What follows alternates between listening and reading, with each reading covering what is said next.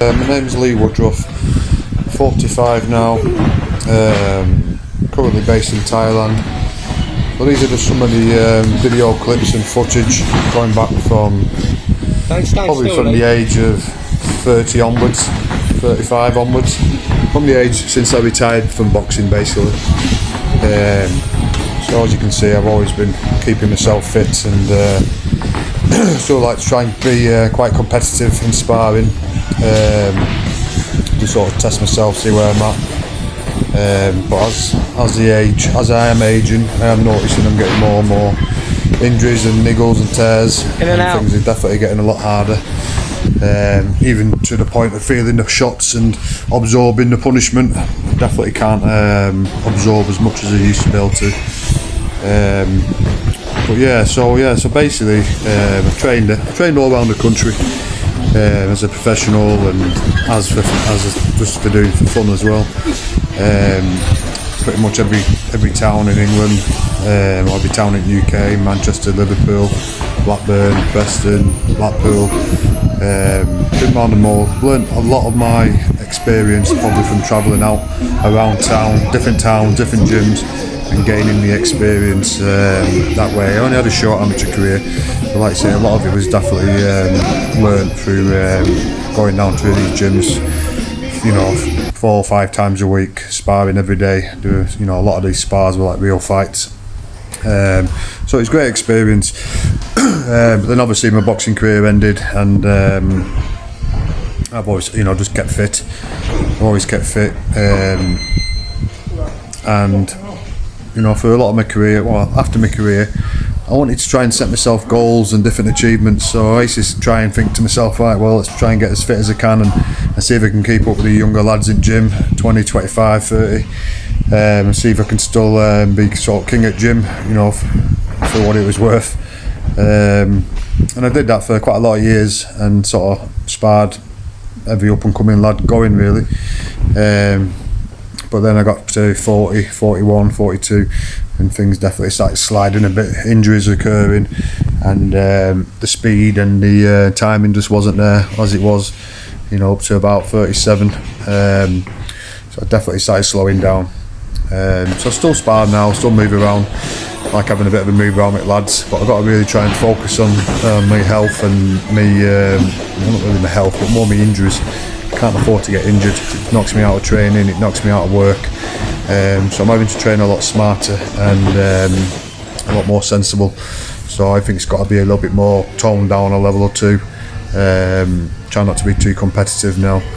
But another big passion of mine is basically travelling around different countries now and training at different gyms and getting us, different sparring partners and just for a bit of fun really. It's just a good hobby.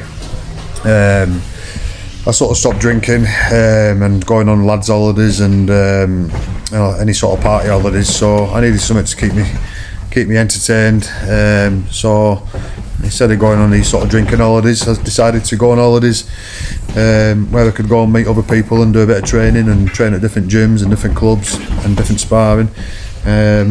And eventually I built up a few of my friends who were fighting, or a few younger lads who were into training, and they came along with us, and we trained in Thailand, we trained in Tenerife, all different gyms in Phuket, Pattaya, Bangkok. Been on Fitness Street. That's like one of the fittest streets in Phuket or in Thailand, they class it as. A lot of the UFC fighters and ex-world champions, and also people who just never done any training and just want to go in a training camp, and you're on a big strip, and there's just gyms either side and healthy food shops and massage places, and it's all catered for an athlete or anybody who's into training.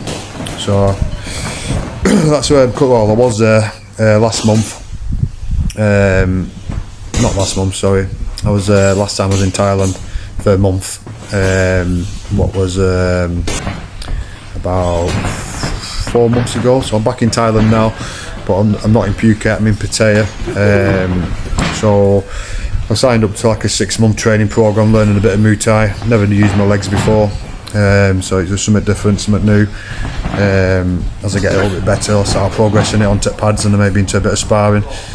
I train. I also train at another Thai boxing gym, but I do my boxing down there mainly, and my weight training and stuff. So yeah, I like Thailand. Loads of different gyms, loads of different faculties, outdoor gyms, indoor gyms. You know, they're well equipped with all different sorts of training. So for me now, it's just train, enjoy the weather, eat healthy food, rest, and try and decrease any stresses or anything that's gonna knock me off track. You know, so it's all about just focusing on myself at the moment. I feel like I've done a good amount of years of working and bringing up my kids and doing everything else. I'm just having a little bit of time for myself now, and this is what I enjoy doing. This is the day-to-day things are just simple and cost effective, but this is what I get most enjoyment out of, and that's the like I said, the training, the nice weather, the nice food, and obviously with Thailand I really like the culture. I like how chilled out and laid back it is, so it's definitely a massive plus for me. I tend to base myself mainly in Thailand now. Go back to UK every 3 or 4 months, see my family, and then I tend to come back to Thailand and trying to make the most of the last 30 years or whatever I've got while I'm still fit and strong. Like you say, time goes fast, so you've got to take advantage of these this time now. Take advantage of today. Also, another thing about all the sparring and all the lads I've sparred with over the years and helped and tried to bring on forward, it's been some of the best memories of my life, and still kept in. Yes, I'll class pretty much most people I've sparred with. I still have a friend, or if not, some are really good friends now. And it's good to see some of the younger ones that I sparred with when they were amateurs and they're turning pro now and they're building themselves up as a good pro. So yeah, some of the memories what I had back from helping Frank in Morecambe when he had the coastal boxing gym. I was a big part of that, and used to do lots of training with lads, and I used to get a good workout myself, so it was great. Sort of killed two stones, two birds in one stone, as I say. I'd get a good training session, and I'd help out any up and coming lad, and also I'd help out active professionals, all different weights really, from super middleweight to light heavy to cruiserweight to even some small heavyweights. I've probably sparred with pretty much everyone in Morecambe or Lancaster. Sparred with some good professionals over the years as well. Gary Lockett, Robin Reid, they were super middleweight champions. Even like Huey Fury, I had a good spar with him in Morecambe. Tyson Fury, done a couple of rounds with Tyson. British and European champions like Michael Gomez and Michael Jennings and David Barnes and lots of different lads. I trained in some of the best gyms in the Northwest as well when I was a pro. What I was probably more grateful than that than the actual my career. I was training in the Collier gym. It was probably one of the best gyms in the Northwest going back 20 years ago. Well, it still is now. When Brian Hughes ran the gym, he's passed away sadly now, but he's been taken over that gym by Pat Barrett, but he's still a number one gym. But back then there were the likes of Robin Reid, who sort of held the gym high with being a 3-time world champion. But they were my sort of days and era when Joe Kawasaki fought Robin Reid and Ricky Hatton was in his prime, when Michael Gomez was still in his prime. Obviously, if you remember them names, you'll remember that era. But that was my sort of era. I wasn't as good as any of them lads in Collier, but I was accepted into the gym, and after 6 months of hard sparring with them all, they nicknamed me Braveheart, and sort of accepted me as one of their own, if you know what I mean. It's quite hard to get into them sort of gyms, because they're sort of built up through top fighters and probably trained with each other as amateurs and been on the squads, and they've got to know each other, and you've got to have some sort of class about you, or some sort of heart or toughness to get into that gym. So I think that was probably one of my best experiences, training in that gym and being around them sort of people, and having the likes of all them champions and British champions helping me and coaching me on. And don't get me wrong, I took a lot of hard spars as well, building up to that, building up to all that experience and coaching. But it held me in good stead.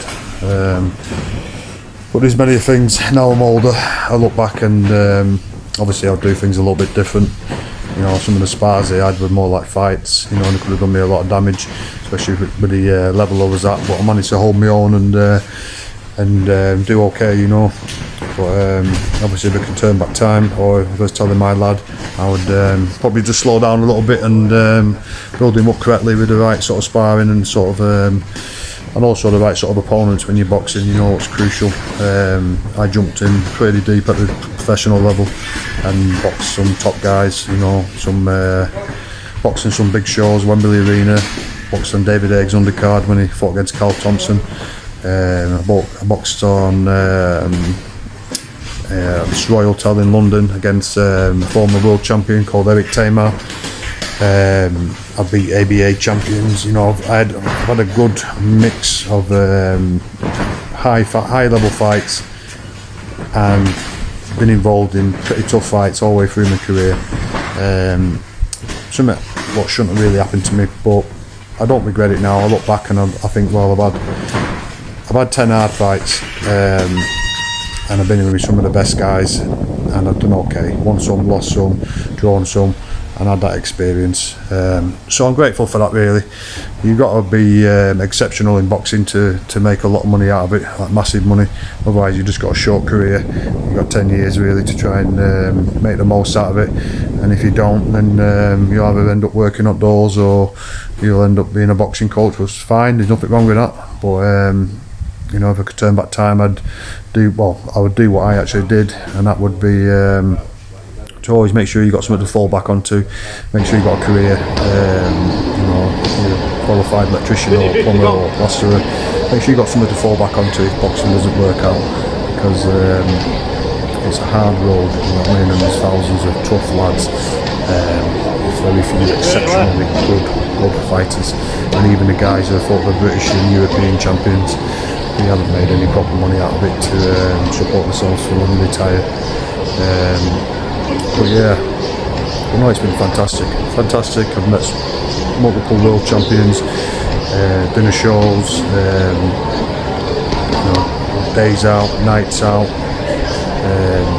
travelled to different parts of the country, and the likes of Sugar Ray, Leonard, who else?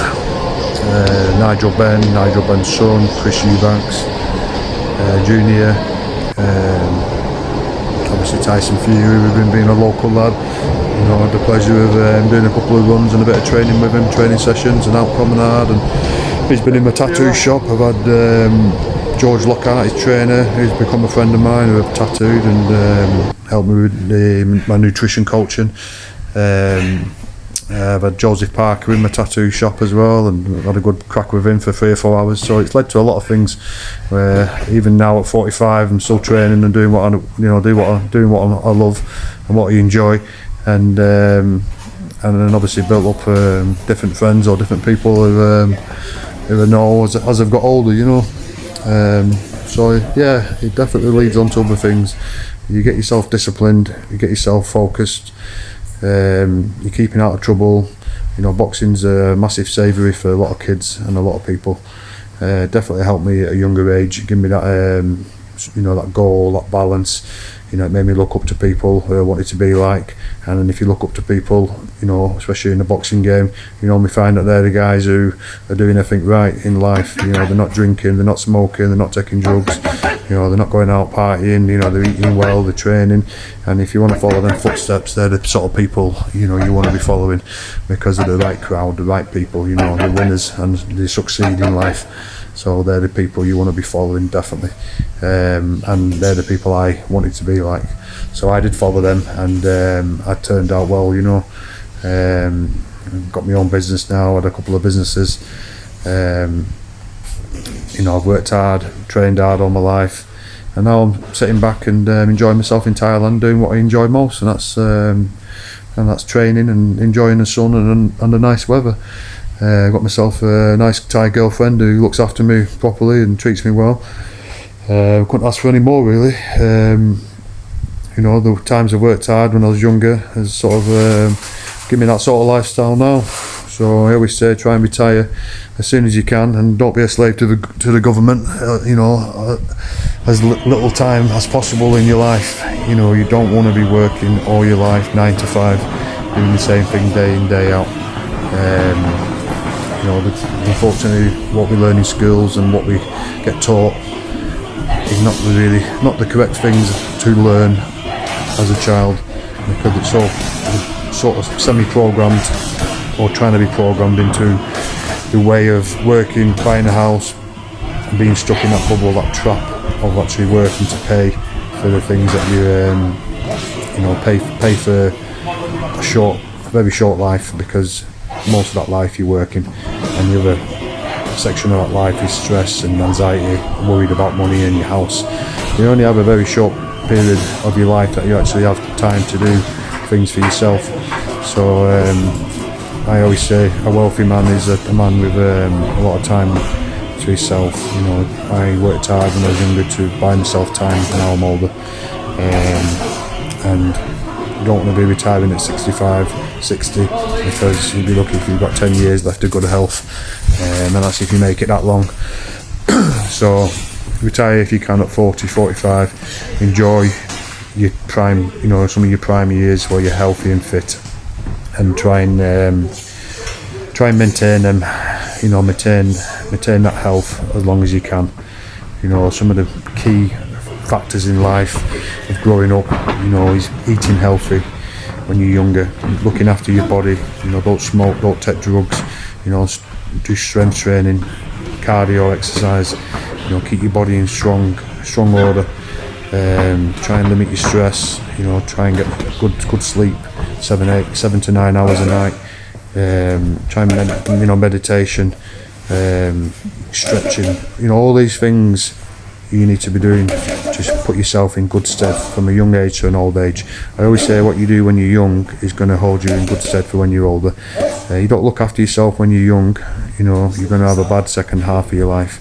And that's, you know, guaranteed. I've seen too many people pass away, too many people at 40, 45 have come into my tattoo shop and they've got every problem going under the sun. They're diabetic, they've got high blood pressure, high cholesterol, they're on this medication, that medication, you know, and they're too sucked into the program and just being fed more and more medication from the doctors, and they're just wondering why they're not getting better. You know, you try and help them and talk to them about diet and nutrition, but they're just on a different wavelength. They're plugged into the matrix so deep, it's hard to get them out. So some people, you can pull them out of that cycle and you can help them, but not many people. When you get past 40 and you're still in that way of mind, unfortunately you're too programmed and too sunk into the system. So yeah, so basically, like you say, all I've gone through there is a little bit of life lessons, a little bit about myself, about boxing coaching and what I like to do in life. And some people might take some points out of this and, you know, use them to their own benefits. Some people might just think he's talking a lot of rubbish. But these are some of my points. At 45 years old, and you know, you're always learning in life. You never stop learning. And all I try and do now is just pass down whatever education I've got down to my kids and anybody who wants to help. You know, I like helping people, from people who are tattooing my tattoo shop to anyone who needs a bit of help. If they ask me, I'll help them. I'm always there. My door's always open. You know, I'll always respond to anybody. I look at everyone the same. Don't matter if they're weak, small or whatever. If they're nice to me, I'll be nice back, 100%. You know, I treat people how they treat me, and that's a good way in life. And give, every now and again, give to people. You know, give a little bit of money, a little bit of your time, whatever you can. It'll repay you back in in your later life.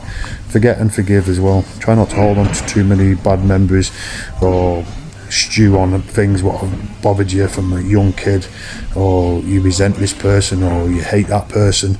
You know, these sort of memories are only damaging you. You know, the only thing what keeps you in a good place is that little thing between your shoulders, and it's called your brain. So learn to focus and keep yourself right, keep yourself happy, and put yourself first. Make time for yourself, because at the end of the day, if you're not right, what good are you to anyone else? Okay, God bless.